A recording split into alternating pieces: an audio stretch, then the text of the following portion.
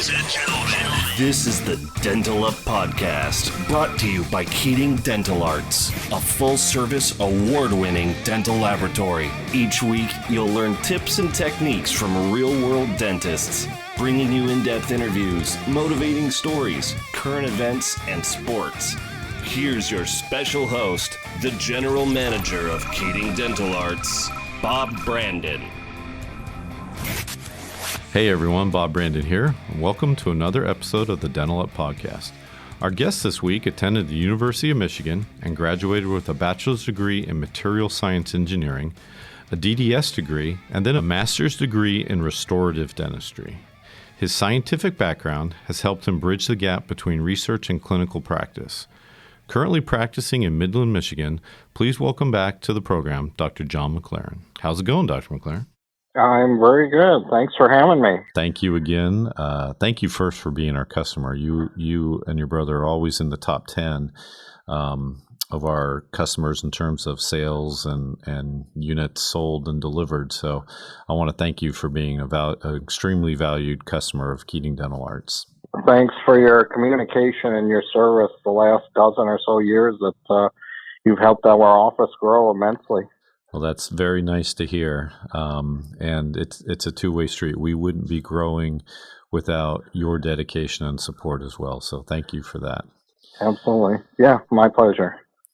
So tell us about your day. I know that you've been a clinical instructor at the University of Michigan for some time, so tell us about your day today in particular and what you do.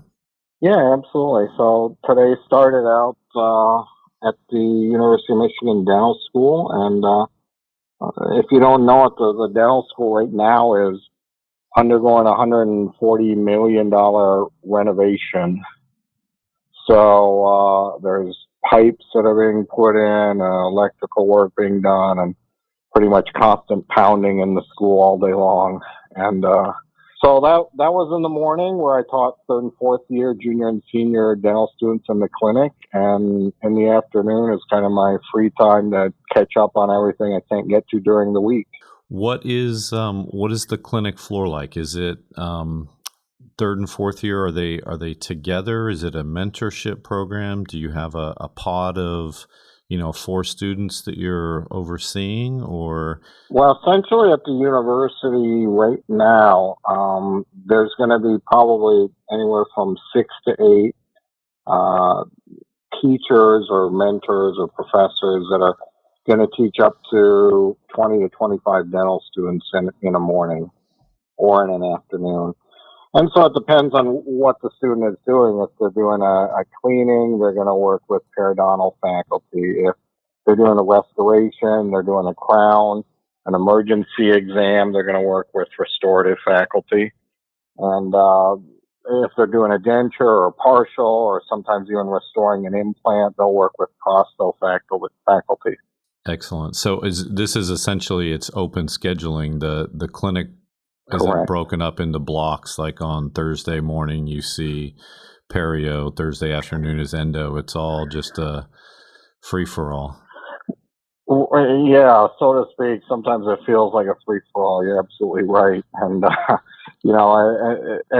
as with clinical dentistry, sometimes you think you're doing a crown and it turns into an endo. Or sometimes we're doing a filling and you find out you have to talk to the patient about doing a crown. So every once in a while we have to change gears in the clinic, but for the most part, we're pretty consistent about keeping on schedule, keeping on track, and what's planned is typically what's done. That's great. And it sounds like it's even, the clinic environment is more applicable to everyday life as a dentist when they get out into actual practice.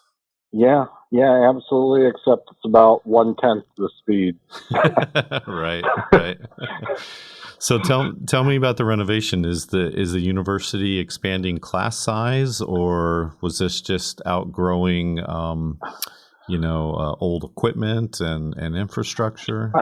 I went to the university. I graduated in 2000, so coming up on 20 years, which is hard to believe, but 20 years ago, the same equipment that's in there now I was using. Okay. So they probably realize that dental equipment isn't meant to last 20 years, and so they're basically doing an all across the board sweep of all the dental equipment. They're going to upgrade electronics, computers.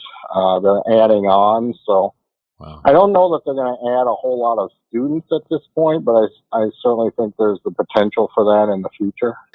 Well, that sounds fun. And are you at the university one day a week, or Yep, just a day a week. Yeah. Okay. And how about your brother? Is he there He as well? used to teach. In fact, we both used to teach a couple days a week, and as our practice just started growing and expanding, we just got more wrapped up in the clinical dentistry and working at the office. But it's something in the future he may go back and start teaching a day a week as well. Well, it sounds like the clinical practice, and we see it definitely from our end on the numbers, the number of patients you send us and the restorations and the sales. I can tell that you're growing. So tell me a little bit about the practice layout, about your new associate, and how many patients and what types of procedures you guys are doing on a daily basis, and what you have to send out or refer out. Sure. Yeah, I mean, right now we got 3 dentists. So it's the 2 owners, me and my twin brother, and then our associate who we hired last year, who was one of the top dental students out of the university. So yeah, I didn't say this, but one of my goals was when I went back to the university to find someone who was going to fit into our practice as an associate. That's great. And so that's worked out great because I basically got to screen everybody without them knowing it. And so yeah, it's worked out great. From her junior year, essentially at the university, I worked with her, and she knew she was going to be coming on board. So from day one, since she started, she already knew the practice philosophy, how we operated, how we like to do things, and it's been pretty seamless.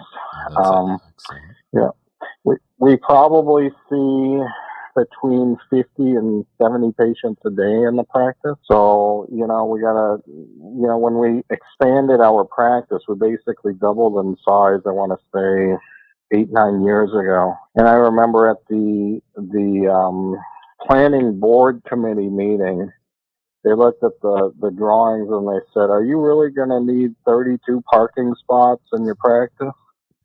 And I said, "Yeah, I sure hope so."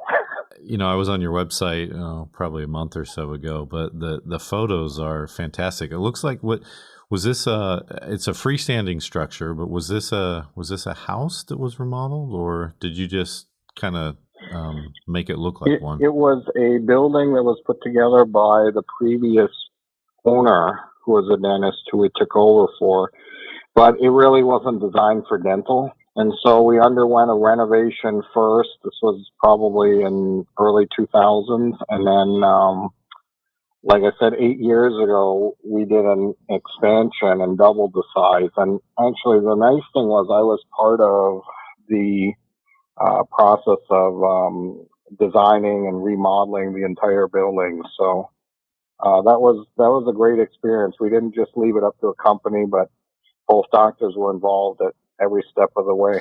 So I know you've written a lot of articles and teach and have an interest in that, but what's your favorite part or procedure of dentistry?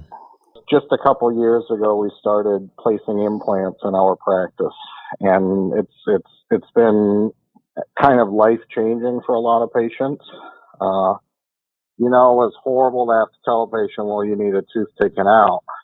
Because then the next question is, "Well, what am I going to do to replace it?" And so, well, you have to go see the oral surgeon. It's about a year process. You may need a bone graft, and it doesn't sound real appealing to have a tooth out then. And now I tell the patient, "Hey, we'll take it out. 3 months later, you'll have a brand new tooth in there." And it sounds a lot better for them. And, I wouldn't say implants are my favorite procedure, part of dentistry. What I realized in placing implants, the best part is actually 3 months after you place it. And you actually get to see the result from the patient. And I think it's the same with anything, whether it's a crown or even a filling or periodontal procedure. It's not the procedure. It's what it provides the patient for the rest of their life. I know you obviously incorporated, implant placement into your daily practice. Are there any procedures that you guys still refer out? Not a lot. If it's a complex oral surgery procedure, we'll refer it out. Complex endo retreatment, we'll refer it out. But we're in a somewhat small town, not a huge city, and so by nature we've been kind of forced to do a lot of those specialty aspects in our dentist practice, and I can't say that we refer out more than once or twice a week. Going back, 8 to 9 years ago when you decided to expand the office, did you incorporate any new marketing strategies, or how did you just have this vision of you're going to build it and the patients are going to come, or how did that all transpire? To a certain extent, I'm thinking about actually opening another office, and I realize the thing that's holding me back, and I think the thing that holds a lot of dentists back, is the fear that when they jump in with both feet, that it's not going to turn out as expected. Yeah. And when we expanded, it was about a $600,000 expansion.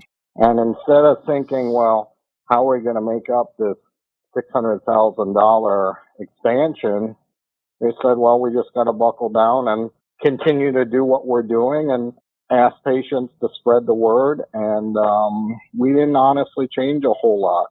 And if you do things right and you communicate well with people and you treat them well, we just kind of grew naturally. We didn't have to put a lot into marketing. I know you and your brother and your new associate have a lot of new toys to play with, and we see the Invisalign or the iTero cases coming through. Tell me about what's the most recent purchase, like high-tech purchase you guys have made for the practice?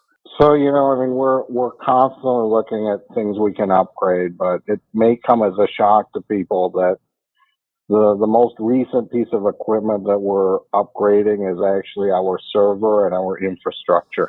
It sounds weird, but, we realize what's coming in the next 5-10 years, and if that part isn't taken care of first, we're going to be locked out of a lot of these new toys.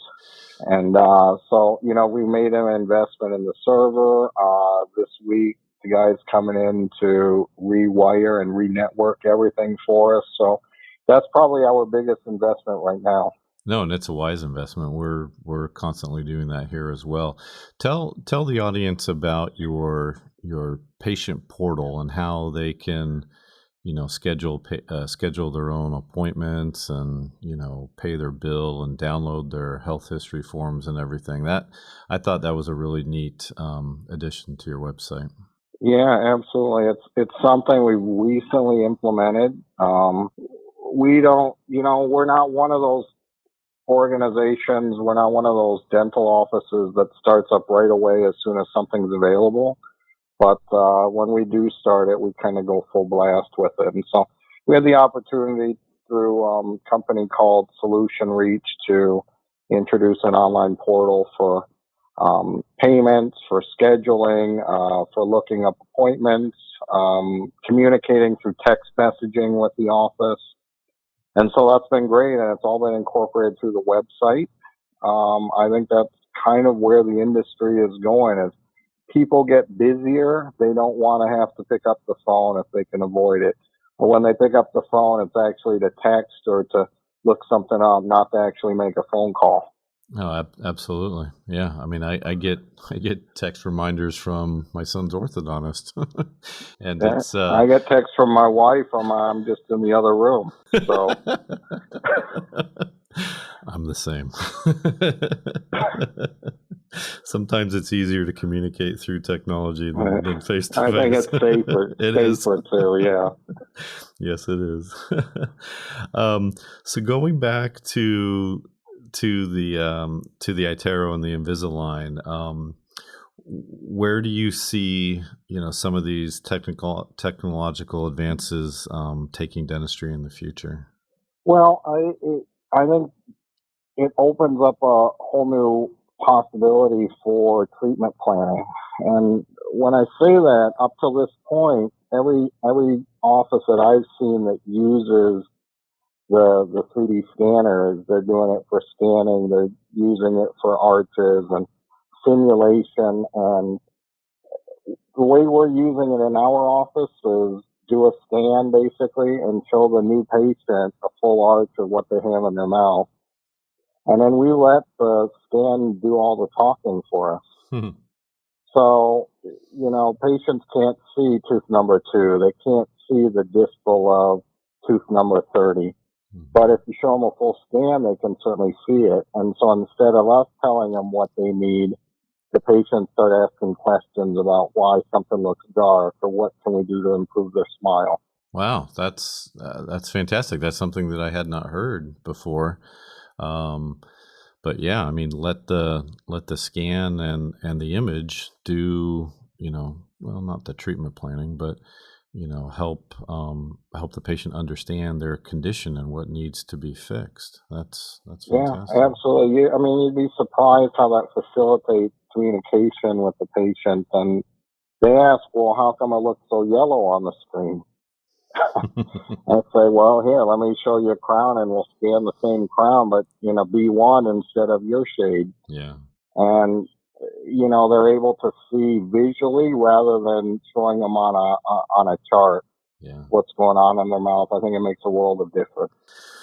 Well, going back now to your new associate, and where do you see the future of dentistry going? Do you have any concerns about her future practice? Any trends that you're noticing that are either worrisome or hopeful about? Technology can outgrow skill. Sure. And that's sort of the one trend I'm starting to see as I'm teaching. Back when I was in school, we had to wax stuff up. We had to carve stuff. You had to prep everything pretty much perfectly. You had to do gold inlays and onlays. And, most schools aren't teaching gold anymore. There's not a lot of gold restorations being done. And so, the beauty, and I don't know if beauty is the right word, but the magic of porcelain is it covers up a lot. Mm-hmm. And white restorations, composites can cover up a lot. But it can't cover up mistakes in preparation. It can't cover mistakes in material selection. And so what I'm seeing is a lot of times the final result might look good, but then a year or two later, something's fallen apart on one of the patients that we're seeing in the dental school. And so I think there has to go back to be a focus on materials and preparation design, so that the actual CAD CAM and 3D printing and the 3D scanning can actually do what it was meant for. Absolutely. I cannot agree more. In fact, I mean, we generate a case list on a daily basis here every morning on customers we have to contact. The preparations are either, they're either under reduced or there's undercut. And I mean, I can literally, your name has never appeared on there because you have that focus and you have that very high skill set. And I'm very happy to hear that you're teaching the next generation of dentists that, because I mean, the things you described at the dental school with not waxing gold crowns and, until you wax on your own prep and figure out what works and what doesn't work, it's right, exactly. It can be either a very humbling experience or a very pleasant final outcome. Thank you for all you do. Thank you for all you do for this laboratory, for the high level of skill and dedication you treat your patients, and for the teaching that you're doing for the next generation. I mean, it's really amazing what you do, Dr. McLaren. Thank you so much. Well, it's my pleasure. And, it's been an honor for us to be able to associate with your lab over the last dozen years. You guys have been great. And anybody that I'm teaching and they ask for advice, I send them to your lab. Wow, I can't thank you enough. That really means the world to us, and the partnership. It's a beautiful thing, and it's a mutual thing. I hope that we can continue to deliver the types of restorations you and your brother and your associate are proud to give to the patients of Midland and the peninsula of Michigan. So thank you very much. Dr. McLaren, thank you. I know you're tremendously busy and this has probably put you behind in your schedule, but I really appreciate you stepping in on such short notice for us. It really means the world to us. No problem. Well, I really appreciate it. Thanks so much. Okay. Dr. McLaren, thank you. All the best. Take care. Yep, you too. Okay. Bye-bye. Bye-bye.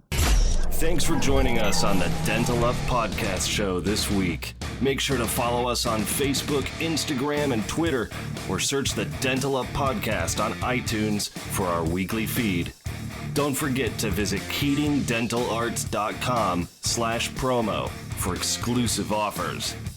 Keating Dental Arts is a full-service dental laboratory, and we're nationwide. We'd love for you to send us a case so we can show you the Keating difference. If you dig what you heard, please leave a review on iTunes, and we'll be back next week.